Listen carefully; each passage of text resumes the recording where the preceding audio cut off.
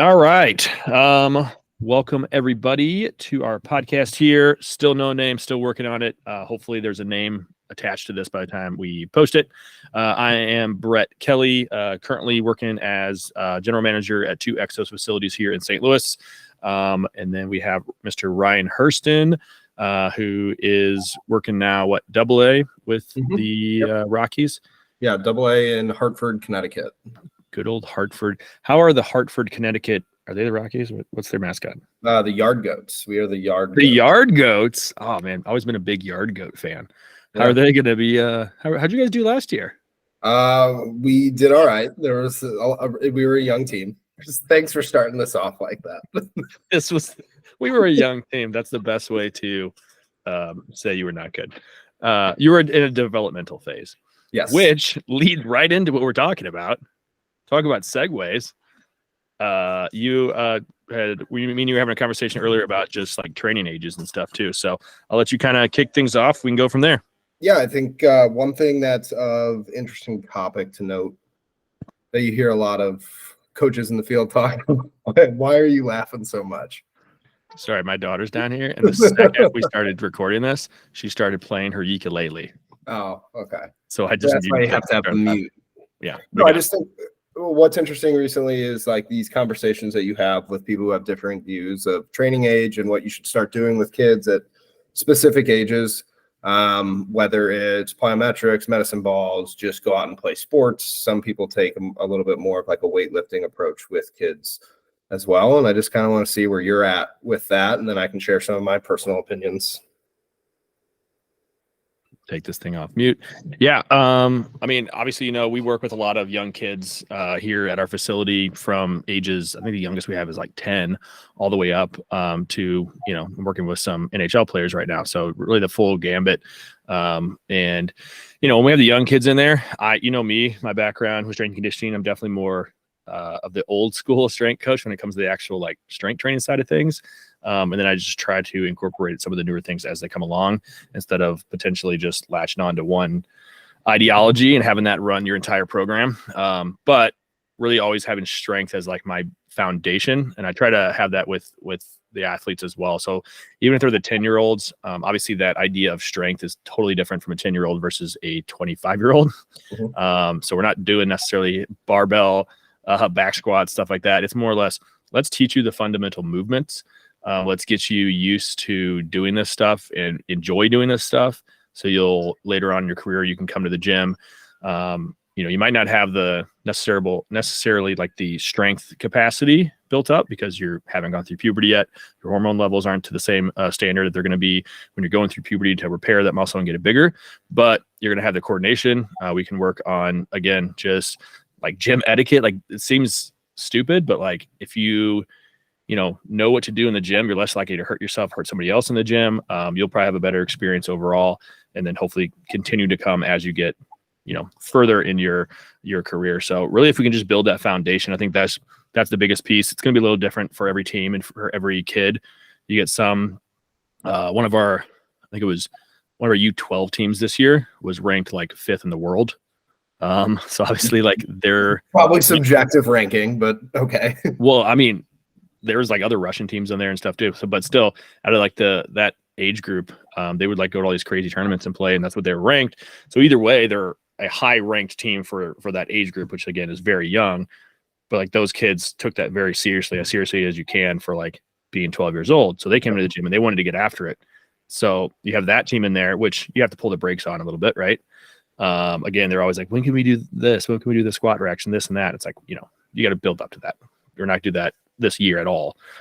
Let's teach you the basics with some other things. But and on the same page, we had like a soccer team in there that was 12 years old, that getting them in there just to get them into the gym, they were like, we need to like play games, do jumping, sprinting, chase each other, that kind of stuff, which is still going to build a lot of strength and coordination. And just a mindset, which is totally different. It's the same age group. So I think it's still very dependent on kind of what those athletes are doing and what their mindset is. Yeah, I think it's contextual as well, right? Like, I think now kids have access to seeing things on social media that I didn't see unless I had to get on YouTube and look up or watch documentaries of bodybuilding when we were younger. Whereas now, like, these kids can log on and they have training videos with the, for example, with the hockey kids, like all the hockey skills videos. So those just kind of bleed together. So they see all these like advanced movements, and they always wonder, can they do that? So I think there's that side of the kid that you do have to put the brakes on and kind of like pull back and try to make things as engaging, as fun as they can be, while making sure that they're staying safe with some of those movements. And then you have the other side that's just like what I would say is almost totally uninterested in training, and they're doing it because their team's doing it. And you have to make it fun for a completely different reason, just so that they start to form a healthy relationship with the gym, because regardless of, whether they stay in athletics or they just go into, general population, once they get older, or they don't play sports in high school, they still have something that they can fall back on. And kind of like that etiquette thing that you were saying, like they know how to approach the gym. They have some rough idea of what they need to do in there. So there's at a little bit of a better spot, because I don't know. I mean, you have a daughter. Is PE, and I know she's younger, but like, is PE even a thing anymore in schools? Like, I can't imagine that it really is at this point. So for some of these kids, I think putting them in things with their teams is almost the best option. Yeah, my daughter's 2, so she doesn't have PE. That's why she was not there yet. I don't know what I mean, I know they still have PE in school, but yeah, it's I'm sure it's different than what it was, not emphasized as much clearly if you look at our society overall. But on the like exact flip side of it, I think we also have the parents and the kids that get too invested in some of these sports, and that becomes detrimental overall, especially at the young age. So that group I was just talking about, they all seem to love it, and they all seem to want to be there themselves, and it's not like they're being pushed there. And I don't think they would be that good of a team if it wasn't like that. But inevitably we see kids on younger teams, you can tell don't want to be there, or they might not just be into it as much as maybe their mom is or their dad is. And like you said, they don't necessarily want to be at the gym. And unfortunately, you'll see a lot of burnout in those group of kids. And, I think it gets worse when you have the highly skilled sports that it's pushed to basically do that stuff year round. I see that a lot with hockey. See that a lot. I know you work with baseball. We see that a lot with baseball. I think both of those are probably the top 2 sports when it comes to like very skill based sport that it's pushed to do year round, versus, which I get there's a skill element to it, but I think you can still work on those skills in a fun manner while you're playing other sports that are then going to help you in other attributes in the sport. Yeah, it's funny that you mention it, because that's kind of where my brain was going next, is just these singular sport kids and skill-based sports, hockey, baseball, golf, tennis, year-round soccer even.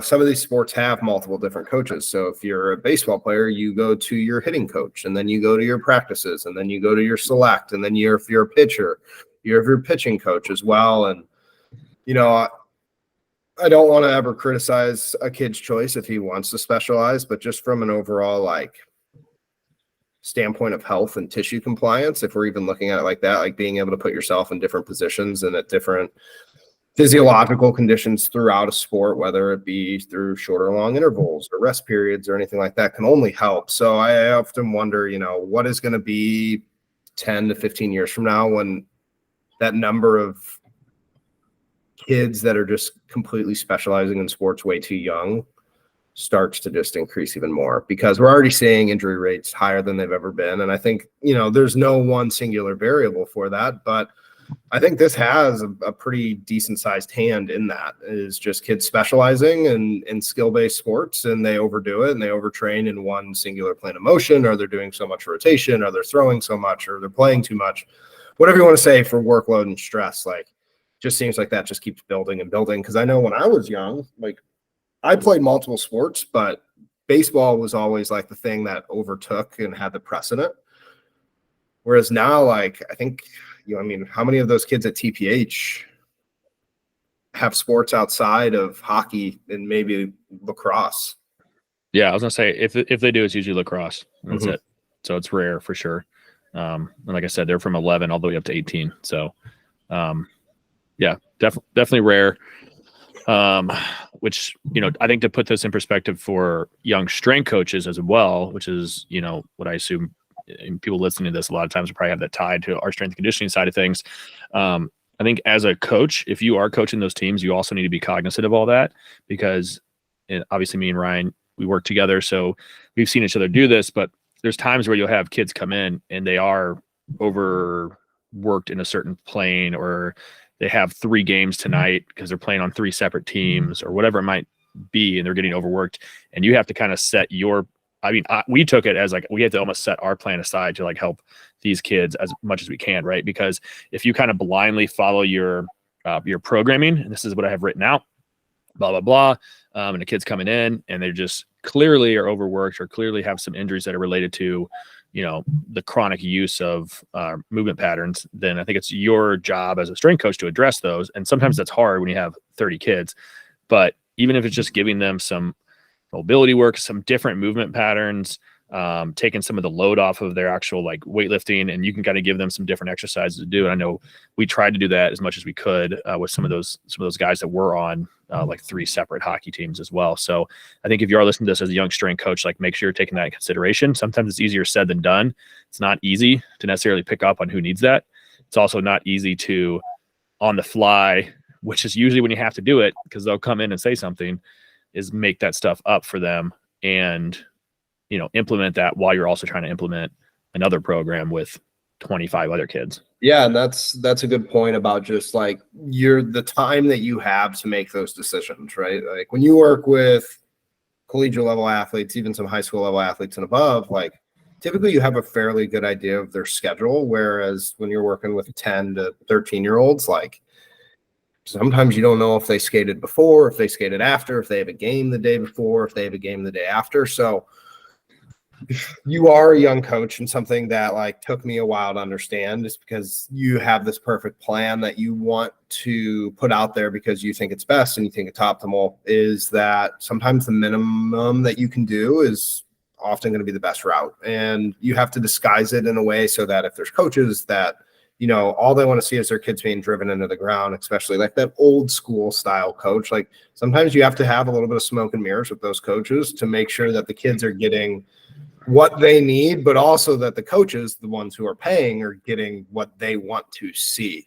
And that's a very delicate balance, and it takes some time to figure out, because you have to be able to answer the questions that the parents or the coaches have, while at the same time doing what you think is best for the team or the individual in this scenario.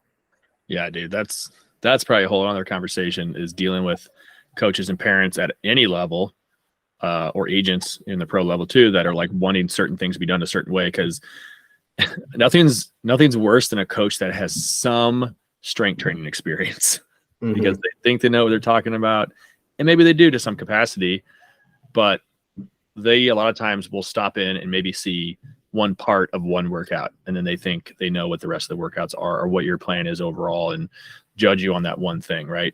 Versus obviously, if you're a good strength coach, you have an overall macro plan of, potentially multiple months of working on certain things or building up certain things. So that's definitely a whole nother skill. It reminded me of, and I know baseball's changed a lot just I guess that was like almost 12 years ago when I worked in baseball, something like that. But when I was with the Cardinals at the time, yeah, thanks, man. Thanks.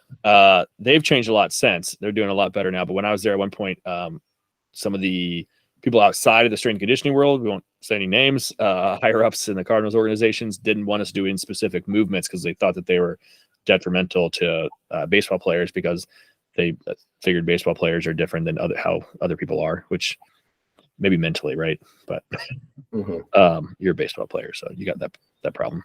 Yeah. But they didn't want us doing like any top style Olympic lifts, anything overhead, which blew my mind, because like, you're an overhead. You don't want to build any strength overhead. Like, why would you not want to build strength overhead? I understand, like doing barbell, military press, not great on anybody's shoulders, much less not great on a pitcher's shoulder. But so they didn't want us to do any of that. They just wanted to do any kind of Olympic lifting, that kind of stuff as well. So we changed the name of our clean pulls to dynamic deadlifts.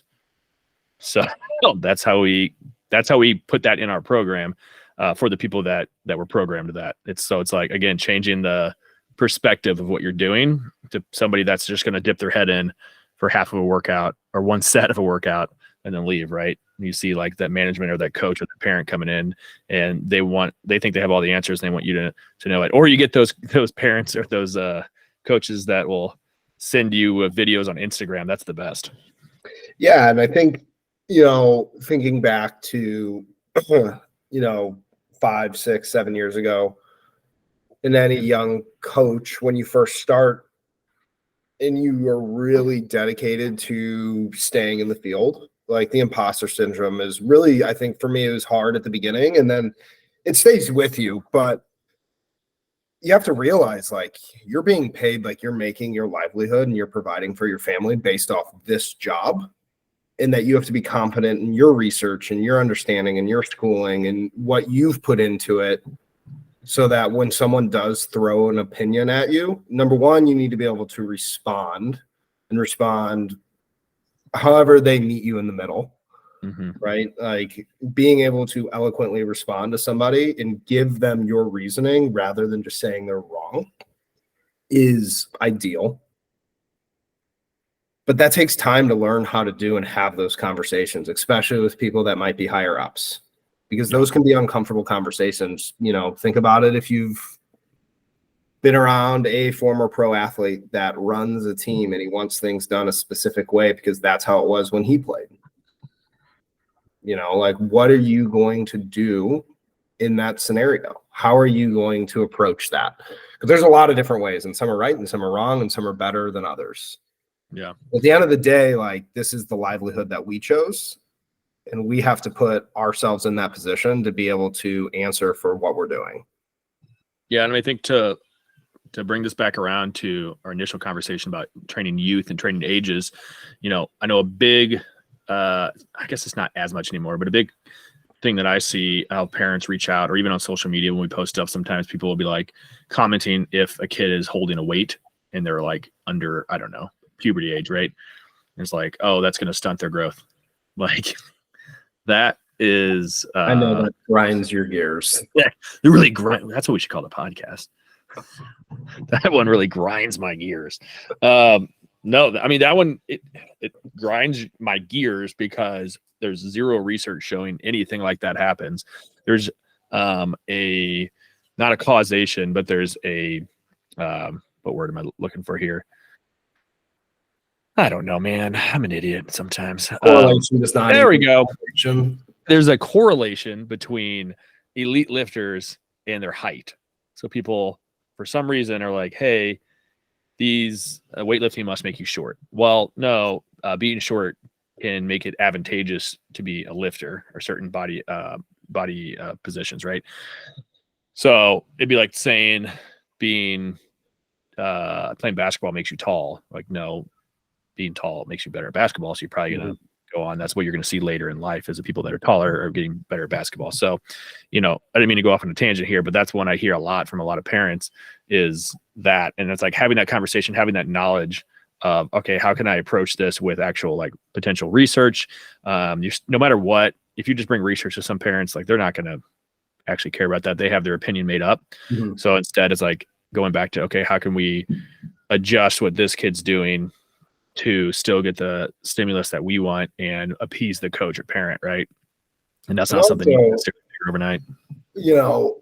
Bringing the kid back into the frame of reference, like if they're starting something new and it's an exercise, like we can't expect them to be perfect at it. Like they haven't been doing it for multiple years. Like even if it's something that's body weight, it's going to take time for them to learn how to do that. And we have to be okay with that. Like there are so many times you watch young athletes try to perform a squat or a push-up and it looks like shit. Like, what do you think giving them external or internal cues is going to do that is more advantageous than just letting them do the movement with a increased amount of frequency? Like, they're going to learn it. They just need time. They need reps. They need that frequency.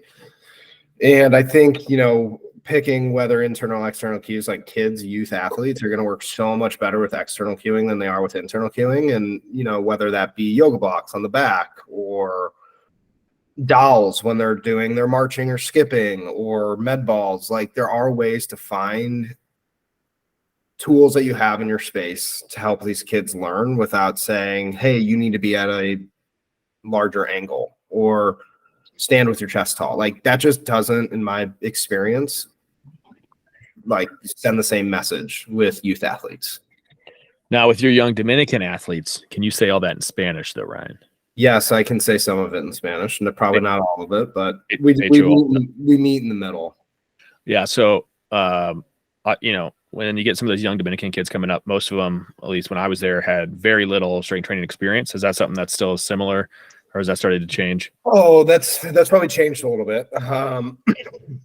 So when they're 15, whether they're from any of the Latin American countries, they're typically sent to the academies in the Dominican Republic, and there's kind of like a baseball village down there close to Santo Domingo, and they do have strength training, albeit it's probably not the best. So like there are registered strength and conditioning coaches and physical therapists and athletic trainers down there, so it's definitely grown. I think that again is like kind of like that first exposure. And you and I know, like, if you give a 15-year-old any strength training exercises, like, chances are they're going to improve. And I think, you know, if you take a step back and look at it from that perspective of like, look, this is these kids' first time ever playing organized baseball. Because a lot of times when these kids are drafted, they're just playing out in the park or with their friends. Like, there's no umpires like traditional American baseball. Like, they're not playing by rules. They're just playing to play. So they're learning an entire new game. There's a whole strategy element that comes into the equation. So I think a lot of it is introductory level with their strength training. But we know that, you know, if they're over here for the first time when they're 17, 18, 19 years old, when they come for spring training, like that's when we're really going to see like, okay, what do we have here? And, you know, for an athlete, that's still a pretty young training age. So there's a lot that we can do with them. I think from the guys that I've worked with that are from the Dominican Republic or Cuba or Venezuela, like a lot of them are very visual learners. So either using another athlete to demonstrate or using yourself to demonstrate is probably the quickest and easiest route to get things done. Yeah. I mean, that's probably any young athlete, honestly, but the language barrier probably makes it, you know, more where you're going to need that. But cool, man. Yeah. That's all I got about training age stuff. So I'm going to wrap her up and we'll get back together maybe in a week or so and talk about some other stuff. So Thanks for hopping on with us and spending some time with us. If you enjoyed it, like and share. Thanks.